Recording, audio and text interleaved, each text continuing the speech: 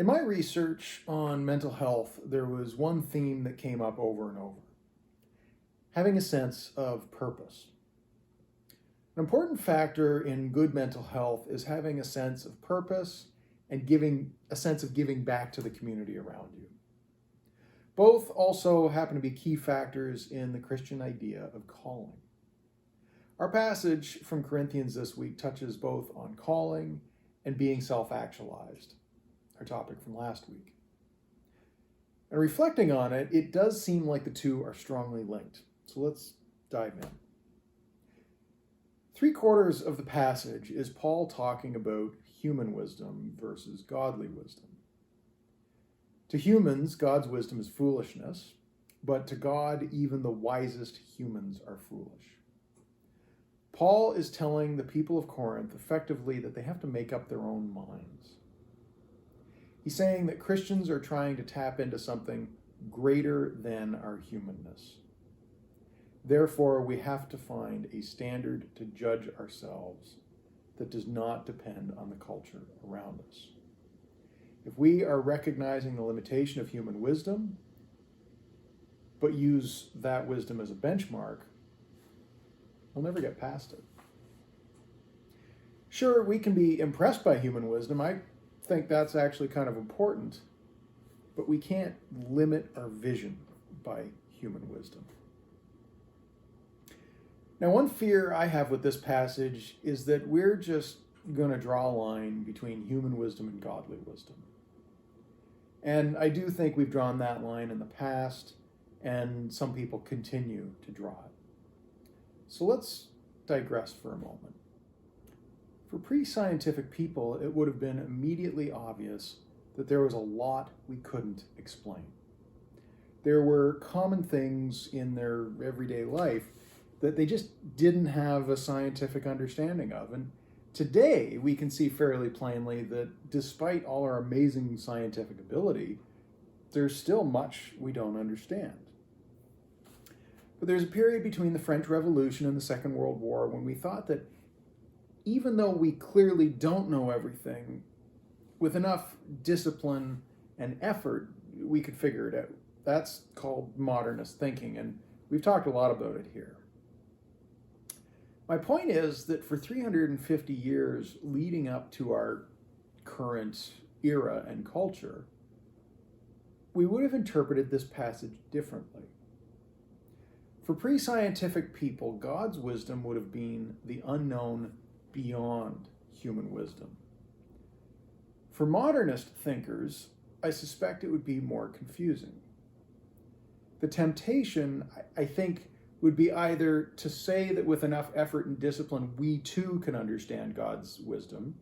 There's problems with that. Or to think about it in binary terms, that it's either or, one or the other. But in the age of things I don't understand, like quantum physics, I think we're actually back to this pre-scientific way of looking at God's wisdom. We can easily recognize that the more we learn, the bigger and more complicated the universe becomes. It's awe-inspiring, and at this point, I think it's easier to realize that our human wisdom may be hugely expansive, too much for us as individuals to wrap our heads around all at once, while still paling in comparison to divine wisdom. The expanse of God's wisdom has been further revealed. So in my mind, this passage is asking us to always be thinking bigger. Sure, we can be impressed and proud of our achievements, but it's asking us to recognize that even those achievements have limitations. The reason we moved from modernist thinking to postmodernist thinking is that the more we learned, the more complicated we realized the world around us was. And I think that's the kind of thinking that Paul is encouraging. And it's that kind of thinking that requires a certain amount of self-actualization. If you recognize that there is so much beyond what we understand, then we have to be willing to diverge from it.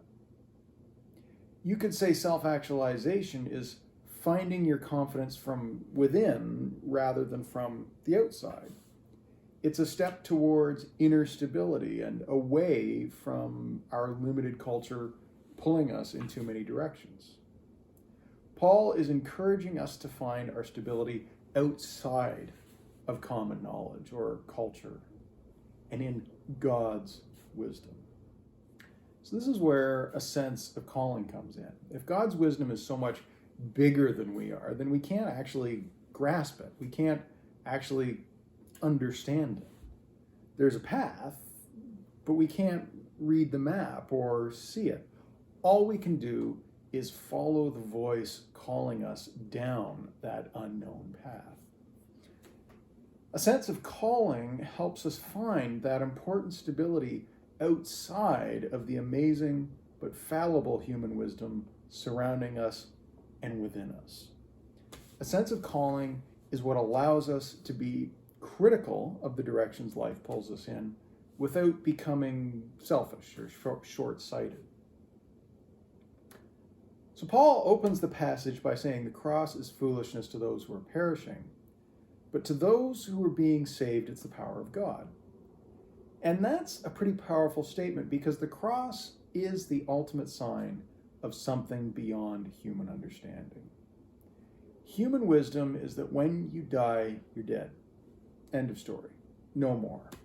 The threat of death is the ultimate external force because if you want someone to do something, there's a range of what you can do, from asking nicely all the way up to threatening to kill them.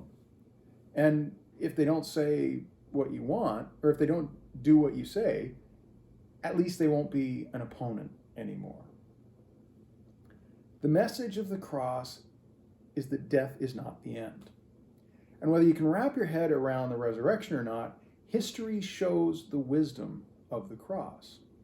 Christians that stopped trying to preserve their own lives changed the world without contributing to violence. The cross is the ultimate expression of self-actualization and calling, though it sure isn't easy. The ultimate statement of self-actualization is forgive them, they know not what they do.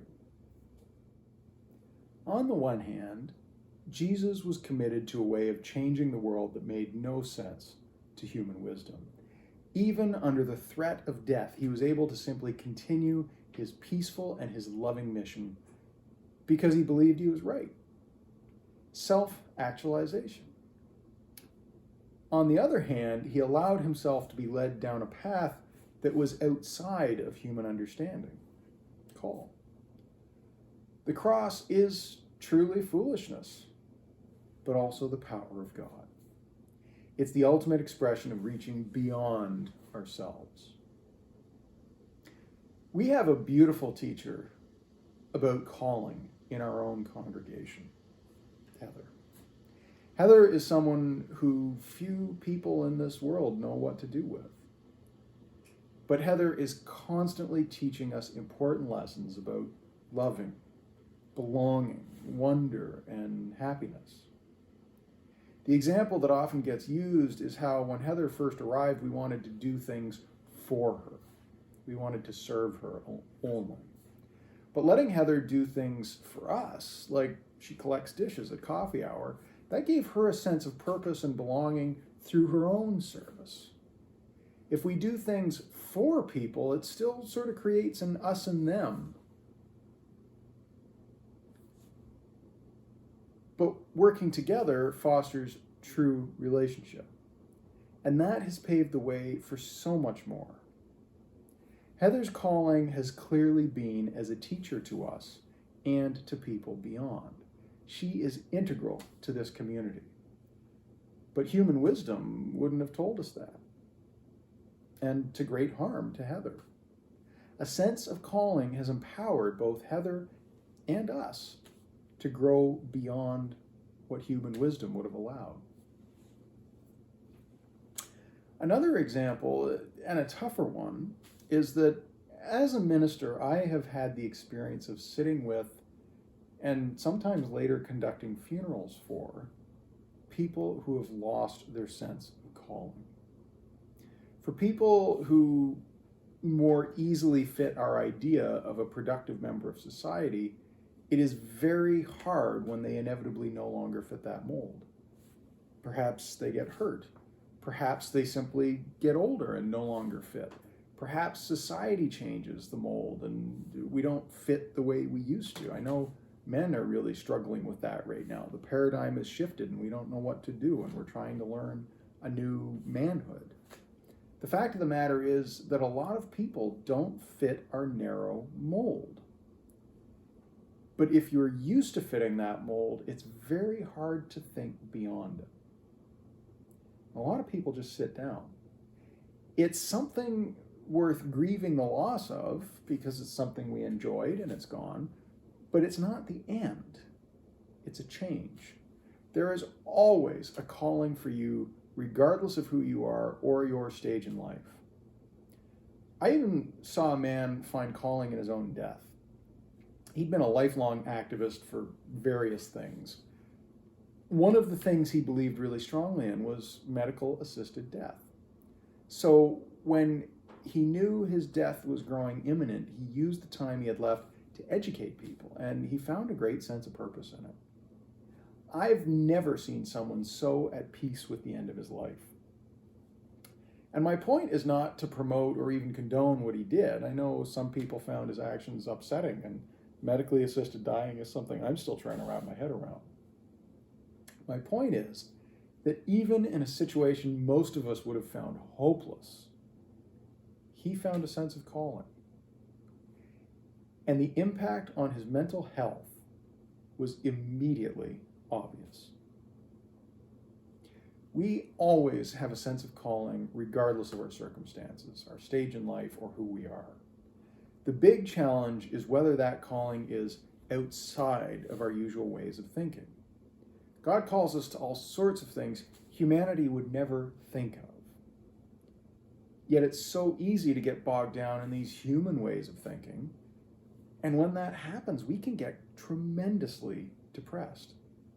At best, if we lose our sense of calling, we just get bored or we wander through life. But at worst, it can be an existential threat, leading to horrible depression and more. Now, as a side note, this work on ourselves gets very hard to do if we develop dementia, and I've seen this happen a few times. This is muscle memory that we need to develop before it gets too hard to work out those muscles. I've had great conversations about calling with people developing dementia, only to have that work forgotten soon after. So start now. Anyway, as a church, our job is to be helping people think bigger, to be supporting people in thinking beyond what accepted wisdom would have us think, to be helping us look at ourselves, our situation, our communities, our stage in life. In other words, to be listening for the call that only God can see. And mental health research shows us just how important that is. We need that sense of purpose, of giving back to the world around us. And we need it just as much as the world needs it.